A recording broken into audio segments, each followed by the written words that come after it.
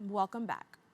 Despite Mayor Adams commending the NYPD for reducing certain crimes and dubbing New York the safest city in the world, a critical issue remains overlooked. Homicides resulting from intimate partner violence are on the rise, particularly affecting Black and brown women.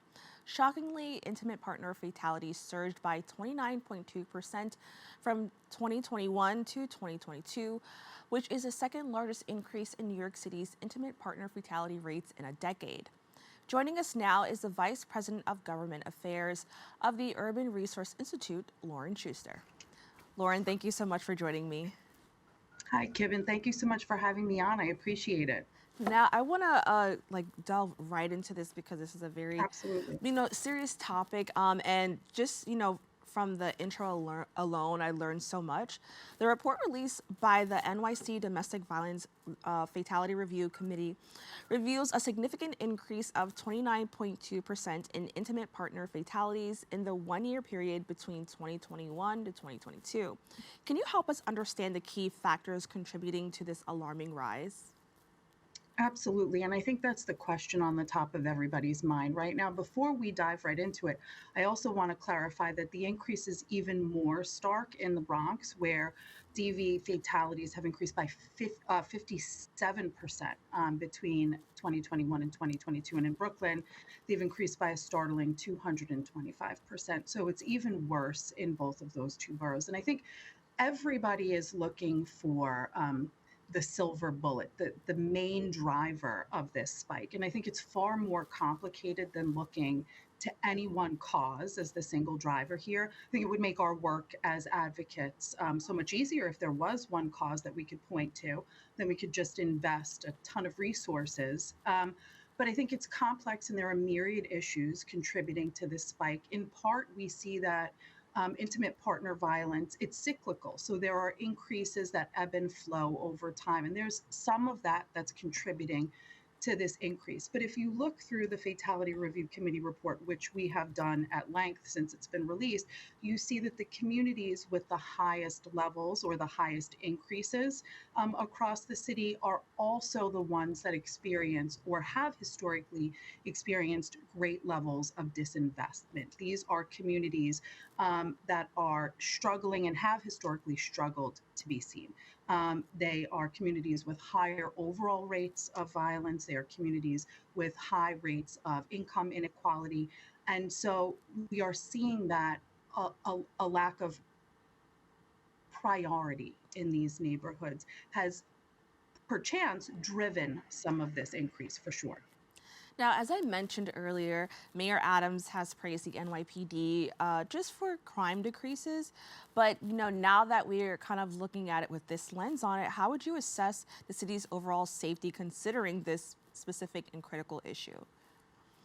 I think that's a really important question. URI, Urban Resource Institute, we're the largest provider of temporary housing for DV survivors and their families in the entire country. So everything we look at, everything we think about is through the lens of providing and creating safety for our survivors and their families as they are working to rebuild their lives following a domestic violence situation. And so for us, it could be that the entire city is the safest it's ever been. And whether that's true, it's for other people to debate. But for us, the most important thing is that for folks who are experiencing violence at home, the city is not a safe place. In fact, it is less safe than it was in the past. And that's alarming. Now, I want to touch on the important fact of that Black and brown women are seeing these high numbers at a disproportionate rate compared to other groups and communities of women. What systemic issues or lack of resources might be contributing to this trend? I mean, I think the report leans right into this right at the outset. It talks about the fact that Black women and Hispanic women are disproportionately impacted by domestic violence and are experiencing higher rates of homicide, domestic violence homicide. And that is a really scary statistic. I think there, there, these communities in particular often feel overlooked or invisible. And it is crucial that when we are talking about what is driving domestic violence, that we really focus on the fact that it is these two particular groups that are experiencing the highest rates, the highest increases, and that we include their voices in developing solutions. You know, the Fatality Review Committee report, I think for URI and for many of the advocates and survivors who are working on this, shouldn't be the end point. It should be the beginning of an ongoing conversation. And so the goal for us would be to bring together a task force of sorts with elected officials and city and state agencies, advocates, survivors, community leaders in these hardest hit areas to really research on the ground what's contributing to this alarming increase in the Bronx, in particular, and citywide, and then to develop solutions that are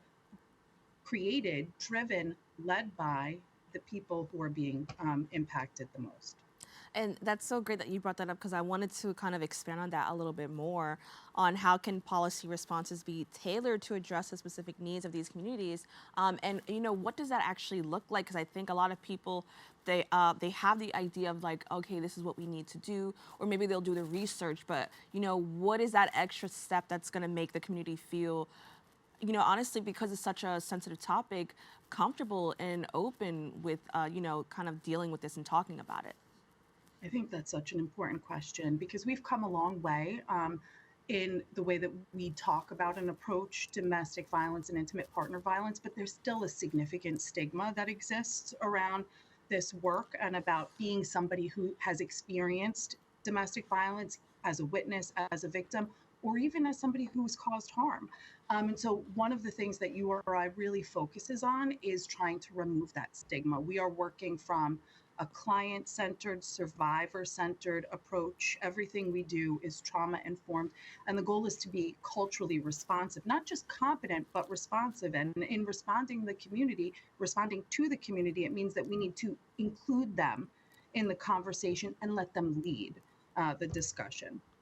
Now, the report indicates a proposed decrease in funding to the sector providing services to survivors of IPV, intimate partner violence, and their families. In light of the rising fatalities, how do you view the potential impact of these cutbacks on the ability to address and prevent intimate partner violence?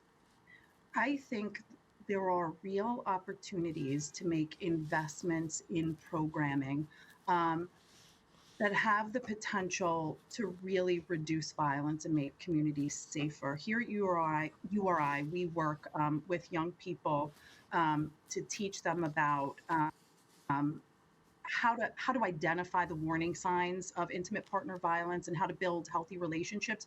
We know the research shows that abuse is learned, and that is a very sad thing to think about, but it's also empowering because if it's learned, it could also be unlearned. And if we work with the youth right away in these hardest hit communities, then we really have the ability to sort of change those cycles, to interrupt them, and to recreate them with healthy relationship skills. And so rather than look at the places where we haven't invested, we're really trying to look at the places where we could be investing. And youth violence prevention is one of the key places that we see real opportunity for change. Now, I'm curious to know, what are your thoughts on the mayor's or the city or just like the overall system's response to this issue, and what actions do you believe should be taken to address the crisis? I think that's a really important question. Um, so, what I would say is we really need to be talking, focusing, highlighting on intimate partner violence and highlighting the fact that there are communities where people don't feel safe when they go home. For me, if I feel unsafe walking through the streets of New York City, I can go home, I can close my door, I could pull down my shades, and I am safe. And that is a privilege that not everybody gets to experience here. And that is something that we really need to center in conversations about public safety. I think there's a lot of talk um, and this is writ large, not just here in New York, but there's a lot of talk about public safety as a community experience, and that is true. But it's also a family experience, and we're not talking about how families experience or do not experience safety. And again, I think the answer is really letting empowering communities to lead these discussions and then driving investment in solutions that we believe have the potential to make the greatest change. And so that's youth violence prevention. And URI has this incredibly innovative program, and there are other organizations who are doing this work, but we work with people who have caused harm. So these are, people who have been, in some cases, convicted of a crime related to domestic violence, and we work with them to help them take accountability for their violent behavior, but also um, to understand what the underpinnings of that violence was. Why did you respond to a stimulus with violence? And in many cases, what we found is that they've experienced trauma themselves. They've experienced violence at home, community violence, you name it. And so addressing that violence, naming it, working through it, and providing people who have caused harm with the tools to navigate stressful or triggering situations has the potential to prevent future harm or at least reduce it. And so it's investing in programs before the violence starts, that we think has the real potential to make the greatest impact. Now, I want to know, how can the city better collaborate with organizations like your own that are doing the work to ensure that survivors have the support that they need to escape and recover from violent situations? And I ask this because I noticed just throughout life, maybe in college classes, people will say that they will report things, but they don't really get the response. They don't get that encouragement that they need. And that sometimes people will just brush it off. And these are people that are supposed to help them. So how can how can the city better collaborate with organizations like yours to ensure that this doesn't really happen again? I mean, we can and we do sit around tables and talk about solutions and work through where these communities are and what causes it. But I think your question raises a really important point, and it's that the communities who are the hardest impacted need to feel safe. They need to feel like if they are at risk, if they are in a violent or potentially violent situation, that they can call for help and that help will come. And many of these communities have in many cases, well placed mistrust of law enforcement and do not feel safe reaching out for help when they are confronting family violence. And so I think for us, it is naming that, it is talking about it, and it is figuring out how to broach that gap. And how to train law enforcement to better respond to domestic violence calls, and how to help communities feel like when they are in this situation that they can reach out for help. It's all about building that trust. And I love that your organization kind of looks at the intersectionality of the entire situation, because I've learned that, maybe for a black woman, calling the cops because, she's experiencing IPV could mean that her partner is harmed now. And a lot of women are afraid of that.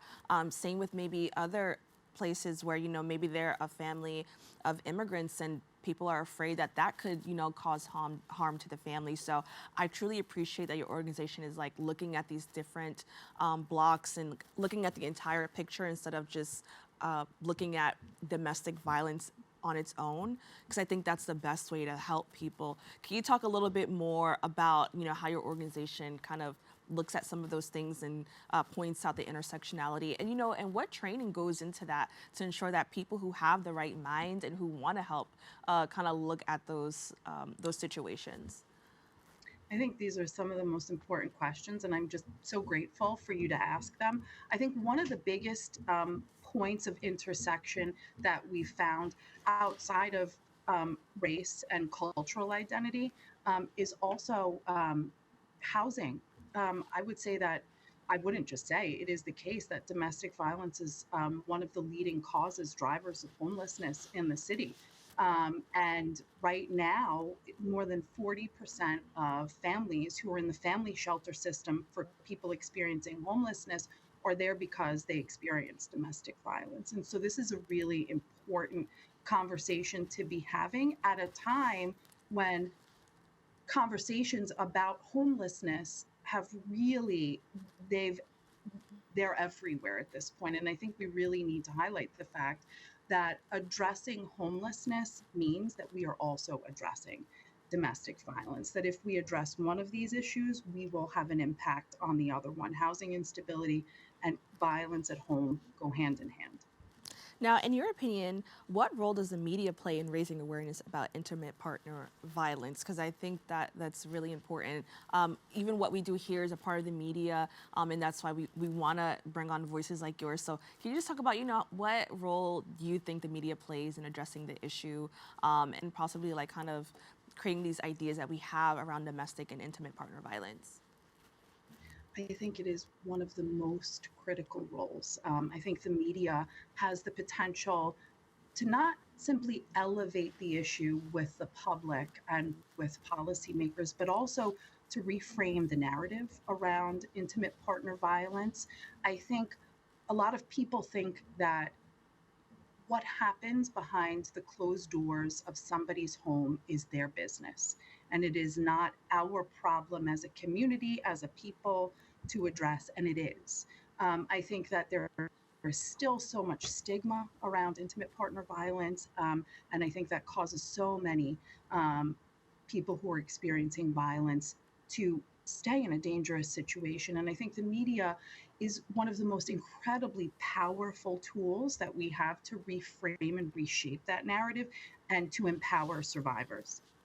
Now, can you let everybody know where they can go to, learn more information? Maybe they know someone who needs help. What can people do right now to kind of combat this? So, that is a fantastic question. I think two of the most important things are um, that if you are in a dangerous situation, there is information available to you. So you can visit URI's website. It's urinyc.org. You can also call the New York City Hope Line, the hotline, excuse me. And this is a place where if you are experiencing violence and need somewhere safe to go, you can call and they will help place you in a safe location. And that the national number is 1-800-799-7233. All right. Well, I want to thank you so much for joining me and having this discussion and educating our community and doing the necessary work it takes to kind of end the stigma, but also find solutions to help, these very vulnerable communities. So thank you so much. Thank you so much for uplifting this issue. I really appreciate the opportunity to speak with you today. Likewise. We have to take a quick break. We'll be back after this.